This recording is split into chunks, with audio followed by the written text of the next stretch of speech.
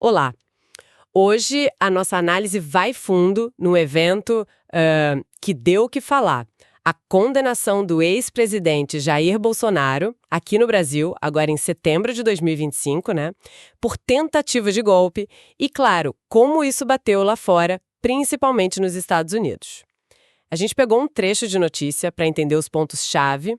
Ok, vamos desmembrar isso. Oi. Olha, é fundamental a gente ter a dimensão disso, né? A fonte que a gente está usando, ela destaca bem a primeira vez na história do Brasil que um ex-presidente recebe uma condenação por esse tipo de crime. Inédito mesmo. Totalmente. Isso por si só já mostra o peso da situação que essa notícia está cobrindo, né? Com certeza. Bom, então vamos aos detalhes que a notícia traz sobre a sentença. Bolsonaro, 27 anos e 3 meses de prisão. E o regime inicial é fechado. Regime fechado. Exato. A acusação principal, segundo a fonte, foi liderar um esquema, uma trama para continuar no poder depois das eleições de 2022, né? A tal tentativa de golpe. Uhum. E tem mais, a notícia menciona uma investigação que corre em paralelo sobre uma suposta articulação dele com o governo Trump para, retaliar o governo brasileiro e até ministros do STF. Essa singularidade histórica que você mencionou, ela é crucial. O que é fascinante aqui é justamente essa acusação, né, de articular um golpe. Conforme está descrito ali na fonte, não é algo pequeno. Não mesmo. E isso ajuda a gente a entender um pouco essa onda de reações fora do Brasil. Mostra um judiciário agindo num caso, assim, sem precedentes por aqui. E falando em reações, uma das mais fortes, claro, veio do Donald Trump. A notícia diz que ele ficou surpreso com a decisão do STF. Surpreso. Disse que o Bolsonaro era um bom homem e que não esperava isso. Mas assim, aqui é onde fica bem interessante. Ele comparou tudo com a experiência política dele lá nos Estados Unidos. Ah, sim. Disse, é muito parecido com o que tentaram fazer comigo, mas não conseguiram. Ele achou terrível para o Brasil, muito ruim, mas segundo a fonte, ele não respondeu se aplicaria mais sanções, sabe? Deixou no ar. Olha, essa fala do Trump, ela é interessante em vários níveis, né?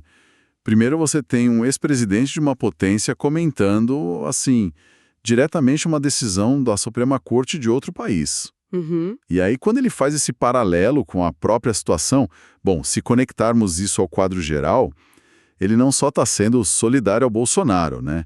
Ele parece que está validando uma narrativa de perseguição política. É o que parece. Acaba questionando mesmo que indiretamente a legitimidade do processo todo aqui no Brasil.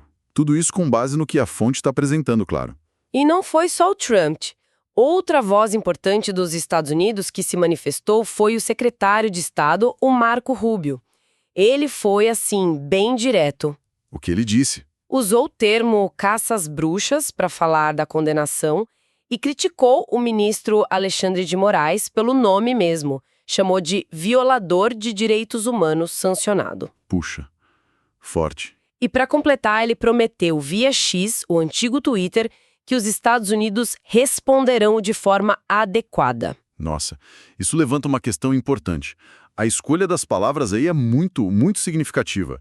Caça às bruxas já é um termo carregado politicamente. Sim. Agora, atacar um ministro do Supremo de outro país nominalmente e ainda prometer uma resposta adequada, isso tem um peso diplomático gigantesco. Não é à toa que a fonte informa que o Itamaraty interpretou isso como uma ameaça mesmo. É uma ameaça direta. Exato. Quer dizer, a coisa escala de uma crítica política para uma potencial crise diplomática, né? E como o governo brasileiro reagiu a tudo isso? A notícia diz que o presidente Lula afirmou que não teme novas sanções americanas. Ah, é? Ele disse algo como: não temo, não sei se vem, vamos reagir na medida em que as medidas forem tomadas. Ou seja, uma postura de esperar para ver, né? Reagir aos fatos, não às falas. Exato. Essa declaração do Lula, ela sinaliza uma tentativa de reafirmar a soberania do país, né, frente a essa pressão externa. Indica que o Brasil vai responder se houver ações concretas e não só declarações que podem ser vistas como, sei lá, retórica ou pressão indevida. Entendi. Certo. Então, o que tudo isso significa? Resumindo o que a gente tirou dessa fonte. Primeiro, a condenação histórica do Bolsonaro por tentativa de golpe. Uhum. Segundo, as reações bem fortes de figuras de peso nos Estados Unidos, como Trump e o secretário Rubio, criticando o judiciário brasileiro e incluindo até essa ameaça que o Itamaraty percebeu. Sim. E terceiro, a resposta do presidente Lula, né?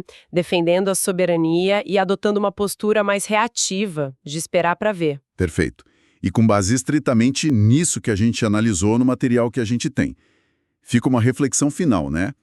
Quais podem ser os desdobramentos reais dessa tensão diplomática toda? Boa pergunta. Essa forma como os Estados Unidos reagiram, questionando uma decisão soberana do judiciário brasileiro, como a notícia relata, isso pode acabar redefinindo alguns aspectos da relação entre os dois países daqui para frente. Resta observar como essa dinâmica, né, entre soberania, justiça interna e diplomacia internacional vai se desenrolar a partir de agora. Fica aí a questão.